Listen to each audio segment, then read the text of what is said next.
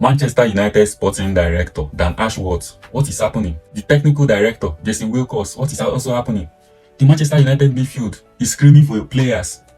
Yeah, the good work that has been started already should be, completed. Yeah, I know I started this good work. Yes, I know I don't want to buy a Galactico.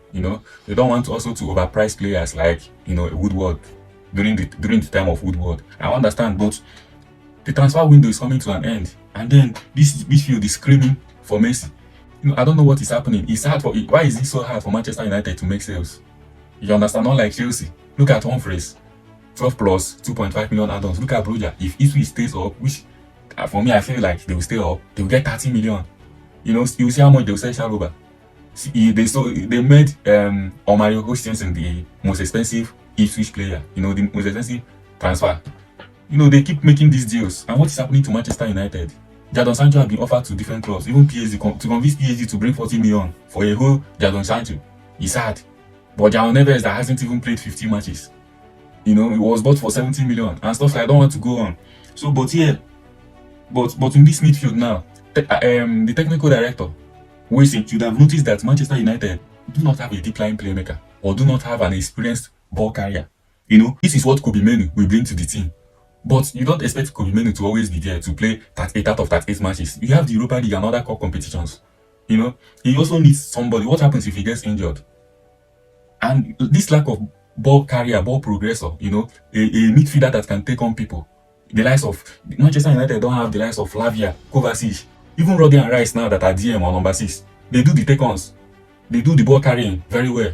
You understand? And he helps the team to retain the ball, to keep possession. And this is the reason why Manchester United is finding it hard to retain the ball when they have it. And they rely more, it seems like they rely more on counter-attacks. Manchester United should not be relying on counter-attacks. They are a big team.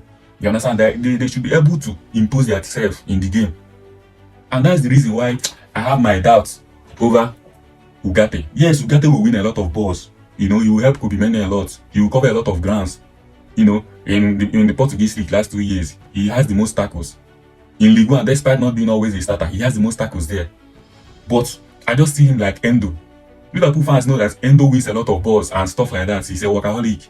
But why are they screaming for a DM? Because Ugarte is not comfortable receiving the ball here. He's not comfortable receiving the ball here. He can't dictate the play. You understand? He can't dictate the tempo. There's a lot more that will be needed from him, and not just to win balls. What happens when you have the ball? Are you capable of making play?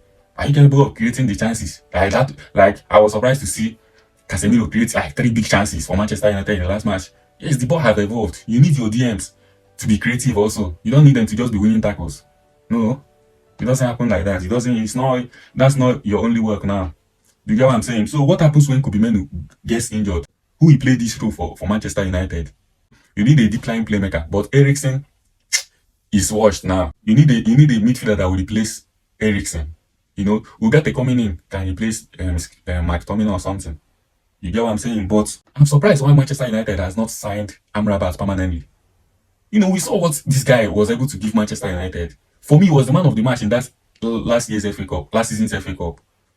He was closing down the gaps. He was winning duels for fun. He wins duels for fun like Ugarte. He imposes himself. And why I like him, he's a good ball progressor. And he can drop deep. As we saw him in a lot of time in Fiorentina, he drops to collect the ball. And he has better long passing accuracy than even Casemiro and Ugarte. And he's comfortable receiving the ball at anywhere in the football pitch.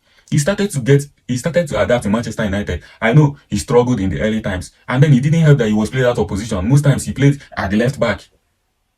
You understand? He's a utility player that he can play anywhere. And he doesn't mind even playing as a centre back. And his transfer, you don't even need to spend more than 20 million. If you sign this guy permanently, he will be able to settle down. You'll be able to get a house in the city of Manchester. And might even bring his families. And then he focuses on the team. He's just 28 or 27. He still has 5 years to give Manchester United. Why not make the deal permanent? I don't know why Manchester United don't want to make it. And he has height. He will give Manchester United a height advantage in the midfield. He will win area duels in the midfield. Manchester United currently, Kobe Menu does not have height. Bruno does not have height. Even Messi does not have height. Even Ugarte does not have height. So I'm about to offer this. All you just need now is to bring in a good ball carrier who can also play as a DM, a more versatile player, to add to the squad and make this guy permanent. For me, Ugarte, he might, adapt very well in Manchester United, but in the long term, is that who you guys need? Is that who you guys want to be able to play the Erik ten Hag football? Having a midfield of Ugarte, Meno, and Bruno Fernandes, can you be able to impose yourself against the likes of Manchester City, Liverpool, Arsenal, or even Chelsea? You're a big team. Manchester United, whether you like it or not, is the biggest club in England. Forget that Liverpool is more successful. Manchester United is the biggest club in success. Success is not the only reason why you are the biggest club.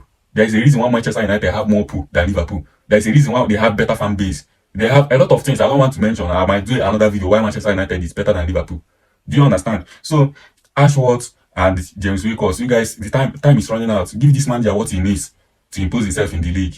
This is his third season, for crying out loud. You understand? You've done well with the defensive recruitment. I love that, but the midfield is screaming for help, and it will not be long till your defense will be found out if the midfield is not solid. This video is getting long, man. I will have to stop here. So tell me what you think about Manchester United midfield. Do you think Manchester United getting Ugarte is enough for them to compete in the league or even in the Europa League? Peace.